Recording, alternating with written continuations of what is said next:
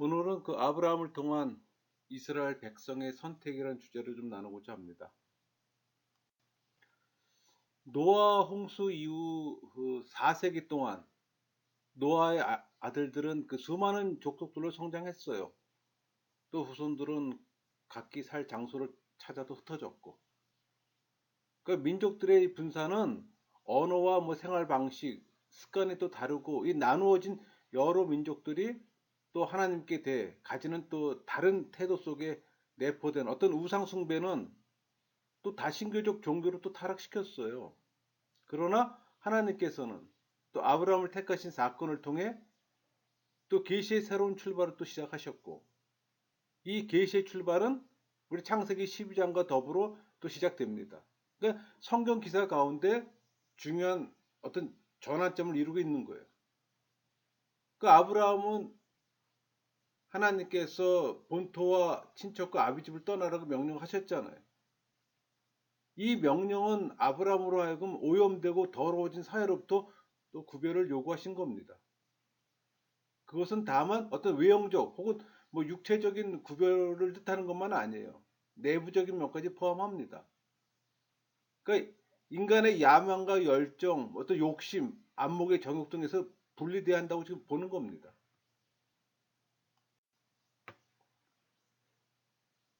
여러분, 종교적인 의미에서 볼 때 이 분리는 부정적인 의미라기보다는 이 본질적인 면에서 긍정적으로 봐야 합니다. 그러니까 가라는 이 하나님 명령 속에는 또 하나님의 요구가 포함되어 있어요. 또 그것은 아브라함이 하나님을 믿고 또 순종하며 또 전폭적으로 위임하라는 요구입니다. 그래서 아브라함은 또 하나님이 원하신 본토 친척 아비집을 버림으로 또 철저한 분리를 한 겁니다. 그러니까 이사야는 이 분리를 아브라함의 구속이라고 또 기록했어요. 그러니까 아브라함의 순종은 이 아브라함의 구원 사역에 있어서 결정적인 단계였습니다. 그러니까 하나님의 놀라우신 사랑과 그 은혜로 말미암아 이루어진 거예요. 또 그에 대한 부르심은 또 한 남자가 한 여자에게 결혼을 요청하는 것과 같은 요구입니다. 이 아브라함의 소명은 바벨탑 사건 후 인간 문명이 위기에 부딪혔을 때예요. 그때는 이미 달과 별을 숭상하는 우상 종교가 또 만연했고, 여러분, 갈대 우르의 우르 뜻은 빛 혹은 불이란 뜻이에요. 그러니까 불을 숭상하는 우상 종교 의식이 생겨진 단어입니다. 그러니까 우르 지역은 거대한 신바벨론 궁전이 있어요. 궁전의 남쪽에 또 바벨론 신전이 발견돼 있고, 그 유대인의 전통에 의하면 대라는 우상을 사고 팔았잖아요. 그 다신교는 이 아브라함이 어렸을 때 그 과정 환경이었어요. 그러나 또 아브라함은 이것을 다 버렸다고 합니다. 그러니까 종교적으로 타락한 우르에서 하나님 말씀에 순종해 떠났다는 것은 큰 결단과 결심이 요구되었다는 걸 우리는 알 수가 있는 겁니다.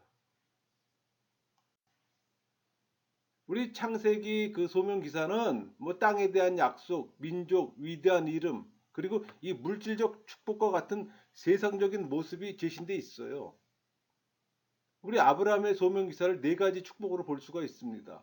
수많은 백성으로의 증가, 또 물질적이며 영적인 번영, 또 이름의 고향. 이 말은 아브라함의 영화롭고 영광스럽게 됐다는 얘기입니다.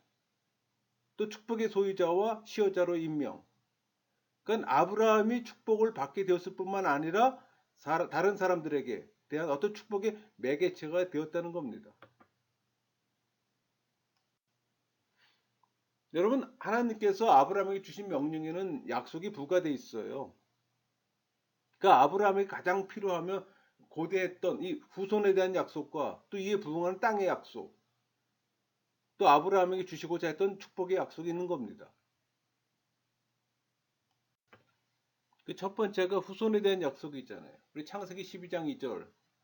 내가 너로 큰 민족을 이루고 이렇게 말씀이 증거됩니다. 그 아브라함은 오랜 결혼 생활을 사라랑 했지만 대를 이어줄 자식이 없었어요. 그 아브라함은 자식이 없으므로 또 인간적으로 또 실망과 실패를 안고 있었습니다. 이런 자에게 하나님은 인격적으로 그의 고민과 부족함을 채워 주신다고 언약을 하셨던 거예요. 그러니까 많은 자손은 하나님의 축복된 모습이 이미 성경에 기록되어 있잖아요. 그러니까 롯과 헤어져 허탈한 마음으로 돌아오는 아브라함에게 하나님 또 다시 언약을 상기시킵니다. 그게 우리 창세기 13장 16절 말씀이에요. 내가 네 자손의 땅에 티끌 같게 하리니 사람이 땅의 티끌을 능히 셀 수 있을진데 내 자손도 세리라. 그 아브라함을 택해 그의 자손을 통해 영광 받으시길 원했으며 또 그의 통치로 원하는 나라를 건설하길 바라셨어요. 그 하나님께서는 롯도 엘레셀도 거부했어요. 이스마엘도 부정하고 우리 창세기 21장 12절 이삭에게서 나는 자라야 내 씨라 부를 것임이라 말씀하셨잖아요. 그 하나님의 선택의 목적은 즉 다른 말로 아브라함과 그의 씨에 대한 하나님의 목적은 하나님에게 예배를 드리기 위함에 있어요. 두 번째가 땅에 대한 약속입니다. 그러니까 후손에 관한 약속과 밀접한 관계가 있는 약속이에요. 그 아브라함과 그의 후손이 하나님의 부르심에 대한 목적을 이루기 위해서는 이 약속된 땅으로 대한 약속으로 우리 창세기 12장 1절 내가 네게 보여줄 땅으로 가라 이런 표현이 있죠. 그러니까 하나님의 명령 속에는 땅에 대한 약속이 암시되어 있는 겁니다. 그러니까 이 명령에 순종해 가나안 땅에 들어갔던 이 아브라함은 하나님의 제 약속을 받았어요. 그게 창세기 10장 7절 내가 이 땅을 네 자손에게 주리라 이렇게 표현되어 있잖아. 그럼 막연히 보이던 땅에 대한 약속이 하나님 언약에서 구체화되어 가고 있는 겁니다. 그러니까 롯과 헤어져 돌아오는 이 아브라함에게 하나님은 땅에 대한 언약을 구체적으로 하세요. 우리 창세기 13장 14절 15절 너는 눈을 들어 너희는 곳에서 북쪽과 남쪽 그리고 동쪽과 서쪽으로 바라보라. 보이는 땅을 내가 너와 네 자손에게 주리니 영원히 이르리라. 이것은 하나님께서 아브라함에게 어떤 권리 증서를 주는 것과 마찬가지. 그러니까 자유롭게 지내기를 바라셨던 겁니다. 우리 창세기 15장에서 가나안 땅을 아브라함의 4대 후에는 차지한다는 언약은 사실 공식적인 예식에서 주어진 겁니다. 또 17장에서는 그 유업의 영원함을 말씀하셨어요. 그 후에 야곱의 후예들이 애굽에서 또 거대한 민족을 또 만들었습니다. 우리 여호수아 지도 아래 가나안 땅에 정착하게 됨으로 또 언약이 성취되었잖아요. 그 신명기 말씀 우리 30장 19절 20절 그 말씀에 의하면 여호수아가 강 건너가서 땅을 정복할 때 아브라함의 언약이 이루어진 겁니다.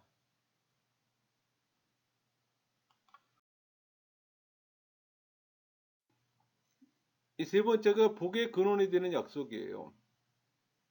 그 아브라함에게 주신 축복의 약속이 뭐 세속적이고 물질적이고 영적인 축복도 다 포함되어 있어요. 근데 이런 축복이 창세기 12장부터 50장까지 그 사이에 또 의미심장하게 제시되어 있습니다. 우리 창세기 12장 2절 내가 너로 큰 민족을 이루고 내게 복을 주어 내 이름을 창대하게 하리니 너는 복이 될지라. 이렇게 기록된 이 세 구절은 동일한 개념으로 연결되었어요. 그러니까 이름에 대한 이 야망이 우리 창세기 6장에 그 하나님의 아들들이란 이 불리는 왕들과 또 창세기 11장에 그 바벨탑을 그 건축한 자들을 또 자극했습니다.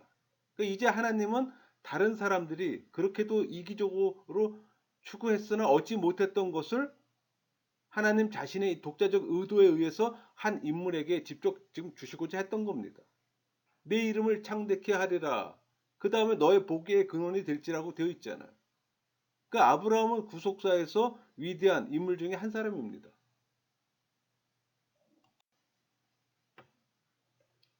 아브라함을 비롯한 족장들을 모든 민족을 위한 복의 근원, 또 하나님 은총의 통로를 세웠어요. 우리 창세기 13절에 너를 축복하는 자에게 복을 내리고 또 저주하는 자에게 저주하리라고 표현되어 있잖아요. 또 땅의 모든 족속이 너를 인해 또 복을 얻을 것이라고 또 표현되어 있습니다. 그러니까 아브라함은 축복의 주체가 되었을 뿐 아니라 다른 사람들에 대한 축복의 매개체가 되었던 거예요. 이 약속이야말로 단 하나의 약속의 교리를 위한 어떤 기본이 되는 겁니다. 이 사건을 성경이 일반화한 것은 이런 식으로 이루어졌을 겁니다. 즉 하나님이 아브라함의 약속을 주셨고 또 그를 통해 온 인류에게 그리고 또 이스라엘 역사에서 영원히 이루어졌고 또 이루어질 약속을 주신 거예요. 그리고 이스라엘 역사의 원칙이 되시는 분은 그리스도 안에서도 이루어졌고,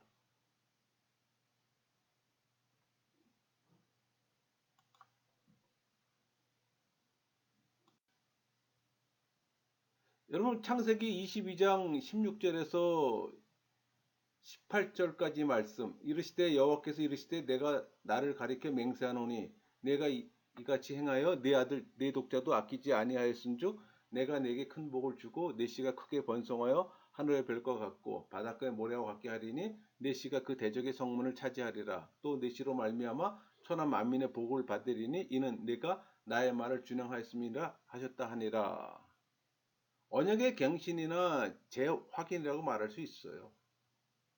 그러니까 12장에서는 아브라함을 통해 복을 얻게 할 것이라고 했지만 이 22장에서는 희생제로 또 드려졌고 그러면서도 보존되어 남게 된 이 약속의 아이인 이삭을 통해서 천하 만민이 또 복을 얻을 것이라고 했어요. 그러니까 이삭은 그 축복의 출발점이 된 겁니다. 그러니까 아브라함의 순종을 통해 아브라함에게 하신 하나님의 약속은 그 형태가 더 견고해지고 그 범위가 더 확대되는 거예요. 그러니까 축복의 개념은 창세 때부터 주어진 중요 개념이에요. 특별히 족장 이야기에서 계속 반복되는 언약에는 선택과 축복이 중요 요소로 등장합니다. 또 이는 하나님의 절대 은총 소유가 될 것을 또 강조했고, 그 하나님의 구속사의 현장은 가나안 땅에서 아브라함을 비롯한 그의 후손들에 의해서 이루어 가게 되는 겁니다. 결국 그 땅 아브라함의 후손으로 오시는 예수 그리스도로 말미암아 구원사가 또 성취되는 거고. 그래서 이 아브라함의 선택을 하나님의 구원하시는 행위 어떤 속한다고 보는 겁니다.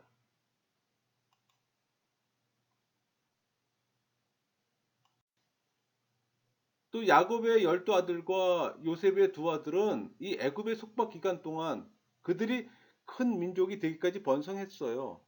그러니까 430년의 노예 생활 후에 이 야곱의 아들들은 또 증가합니다. 이제 뭐 단순히 한 가족이 아닌 한 민족이 되었어요. 그러니까 모세를 통한 이 선택 사건을 통해 이스라엘 공동체가 형성되었습니다. 그러니까 선민 사상이란 이 출애굽이라는 역사적 사실에 근거를 두고 있어요. 그러니까 출애굽 사건이 모든 구약 사상에 가장 깊은 자국을 남긴 겁니다. 그러니까 구약에서 가장 중심되는 것은 출애굽 전승이에요.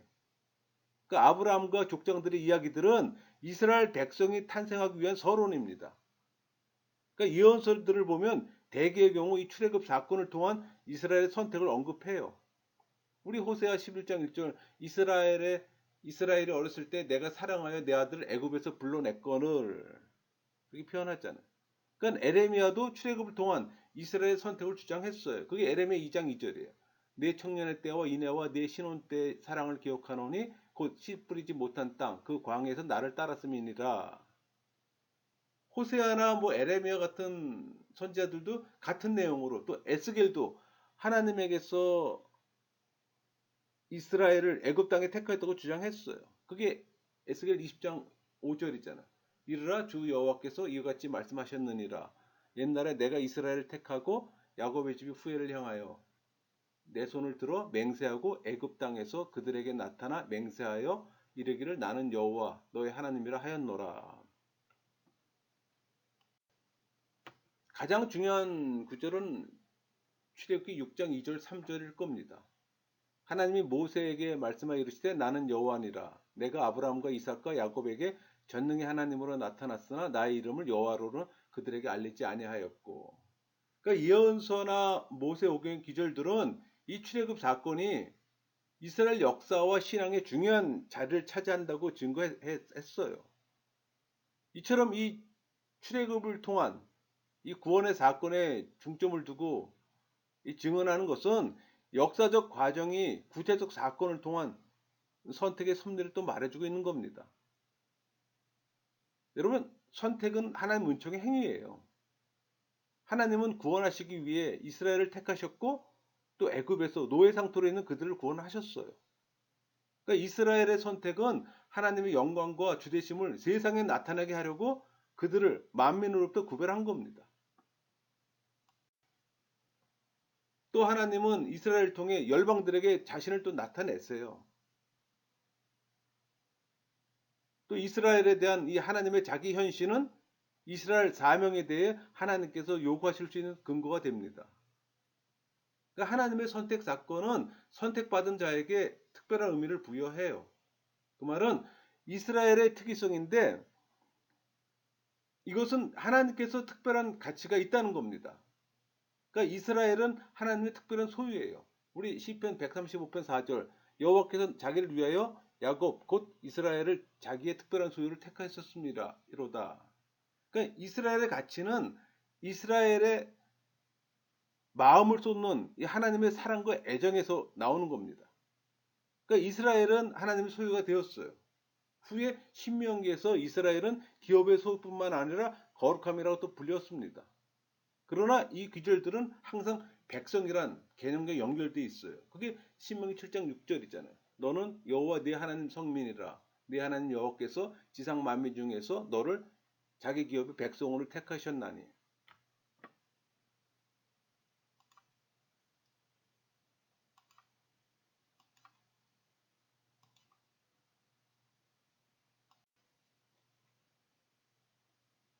그 하나님은 또 이스라엘을 또 소중히 여기는 소유물, 뭐 특별한 보화, 참된 소유물이 되게 하시기 위해 또 부르셨던 겁니다. 또 이것은 예수 그리스도 안에서 또 새 언약에서도 마찬가지예요. 가장 중요한 것은 출애굽기 19장 5절 6절 말씀입니다. 세계가 다 내게 속하였나니 너희가 내 말을 잘 듣고 내 언약을 지키면 너희는 모든 민족 중에서 내 소유가 되겠고 너희가 내게 대하여 제사장 나라가 되며 거룩한 백성이 되리라. 여기에는 언약을 지키라는 요구를 내포한 조건이 제시되어 있는 겁니다. 또 특별한 소유, 거룩한 백성의 자격을 제사장 나라로 표시하고 있어요. 그러니까 그들의 사명은 열방을 대신해서 제사장직과 왕권의 위치에 있게 하는 겁니다. 그러니까 선교를 위해 또 인류를 영적으로 통치하게 되리라는 거예요. 또 이것은 그리스도 안에 성취되고. 그러니까 저희가 순종치 아니함으로 넘어지나 그리스도 안에서 믿음으로 순종하는 자들에겐 택하신 족속, 왕 같은 제사장, 소유된 백성, 거룩한 나라라고 부르는 겁니다. 우리 그 목적은 베드로서 2장 9절에 잘 표현되어 있어요. 너희를 어두운 데서 불러내어 그의 기이한 빛에 들어가게 하신 이의 아름다운 덕을 선포하게 하려 하심이라. 즉 세상에 대한 영적인 사역이 언약의 목표입니다. 또 이사야는 이것을 특별히 강조해 이스라엘을 하나님의 종이라고 불러요. 그게 우리 이사야 44장 1절 2절이잖아요. 나의 종 야곱아 내가 택한 이스라엘아 이제 들으라. 너를 만들고 너를 모태에서부터 지어낸 내가 도와줄 여호와가 이같이 말하노라. 나의 종 야곱 내가 택한 여수로나 두려워하지 말라. 이 말은 이스라엘 백성이 이방인에게 나타날 때 생각하면서 특별히 강력하게 표현되어 있어요. 동시에 모든 이교적인 것으로부터 분리해야 할 의무도 또 강하게 요구하고 있는 겁니다. 그러니까 이스라엘은 단순히 하나님의 축복의 수취인이 되도록 선택된 것이 아니라 하나님을 섬기도록 선택된 겁니다. 여러분 언약은 하나님의 자유스러운 은혜예요. 그럼에도 불구하고 백성을 선택하고 나서 하나님은 그들에게 윤리적 의무를 부과하셨어요. 우리 신명기 27장 9절 10절 오늘 내가 내 하나님 여호와의 백성이 되었으니 그런즉 네 하나님 여호와의 말씀을 청종하여 내가 오늘 네게 명령하는 그 명령과 규례를 행할지니라. 이런 내용을 잘 말해주고 있어요. 그러니까 신해상 이 언약은 하나님의 뜻이 외형적으로 기록된 최종 요약이라는 특징이 있는 겁니다. 또 족장들은 일반적인 말로써 하나님 뜻을 알고 있었어요. 때때로 그들은 또 전체적인 면에서 직접 계시를 받았고 그러나 모세에게 있어서는 이 하나님의 뜻의 총요약이 율법을 돌에다 기록함으로써 뚜렷하게 된 겁니다. 우리 출애굽 24장 1절 2절 또 모세에게 이르시되 너는 아론과 나답과 아비후과 이스라엘 장로 70명과 함께 여호와께로 올라와 멀리서 경배하고 너 모세만 여호와께 가까이 나오고 그들은 가까이 나오지 말며 백성은 너와 함께 올라오지 말지니라. 시내산 언약을 수립함에 있어 이스라엘 백성의 참여가 있었음을 또 말해줍니다. 또 신명기 5장 2절 우리 하나님 여호와께서 호렙산에서 우리의 언약을 세우셨나니 이런 사실을 또 재확인하고 있어요. 이때까지 하나님 선택 그리고 이 언약 관계는 개인이나 가족과 이루어졌어요. 그런데 이제 하나님은 하나의 국가를 이루는 백성의 참여하에 또 언약을 체결하신 겁니다. 여러분 그 신에서 언약을 특징적인 요소는 언약의 피라고 말할 수 있어요. 우리 출애굽기 24장 8절 모세가 그 피를 가지고 백성에게 뿌리며 이르되 이는 여호와께서 이 모든 말씀에 대하여 너희와 세우신 언약의 피니라. 이 언약의 피가 신에서 한 언약의 특징적인 요소임을 나타내주고 있어요. 그러니까 죽음과 언약은 연결되어 있는 겁니다. 그러니까 새 언약을 세운 그리스도의 죽음은 첫 언약의 파괴로 인한 저주로부터 구원을 제공한 거예요. 우리 출애굽기 24장 3절 모세가 와서 여호와의 모든 말씀과 그의 모든 율례를 백성에게 전하매 그들이 한 소리로 응답하여 이르되 여호와께서 말씀하신 모든 것을 우리가 준행하리이다. 이렇게 말하며 이스라엘 백성이 자신들에게 부과된 이 언약상의 의무를 준수할 것을 서약하고 있는 겁니다. 그러나 이스라엘은 그 언약의 의무를 위반하고 이해하지 못했어요. 그러므로서 그들 위에 하나님의 진노와 벌이 임하게 된 겁니다. 이처럼 구약에서 이 선택 사건은 처음에는 개인적인 선택으로 이루어져 나가다가 나중에 민족의 선택인 이스라엘 선택에서 절정을 이루는 겁니다. 그러니까 아브라함을 통한 이스라엘 선택 사건은 동일한 하나님의 통일적인 선택이에요. 그러니까 하나님은 아브라함과 모세를 통해서 이스라엘 민족을 선택하셨어요. 또 아브라함이 땅의 모든 족속을 위한 복의 근원이 되게 하기 위해 부르심을 받았다면 이스라엘은 하나님께서 제사장 나라가 되기 위해 부르심을 받은 겁니다. 또 그것은 하나님께 속한 세계를 위해서이고 따라서 제사장 역할을 알면 제사장 나라의 역할을 알 수가 있는 겁니다. 그러니까 제사장의 업무에서 가장 중요한 것은 하나님의 말씀을 가르치는 일과 백성과 하나님 사이의 중재자로서 제사 업무를 수행하는 거예요. 여러분 제사장이란 자신을 위한 일이 아니라 하나님과 백성을 위한 봉사자 역할을 담당하는 자입니다. 그러므로 제사장 나라로서 이스라엘은 이스라엘 자체를 위한 것이 아니라 바로 하나님과 이스라엘 외에 세계 모든 나라를 위한 제사장적인 이 봉사 일을 위해 선택된 겁니다. 그러나 이스라엘은 자기를 자랑하며 하나님 높이지 않고 불의를 행함으로 그 사명을 다하지 못해 실격 당한 거예요. 그러나 예수 그리스도는 이스라엘 민족의 사명을 한 몸에 담당하고자 이를 성취하셨어요. 그리고 예수 그리스도의 제자들로 시작된 교회는 또 새로이 구원의 역사를 이룩하기 위한 또 이스라엘 민족의 상속자로 등장한 겁니다. 여러분 교회는 자기를 사랑하는 일이 없이 자기 위해 사는 일 없이 그리스도를 전파하고 그리스도를 본받아 세상에 쓰이는 그때 선민이며 계속될 수가 있는 겁니다. 말씀을 마치겠습니다.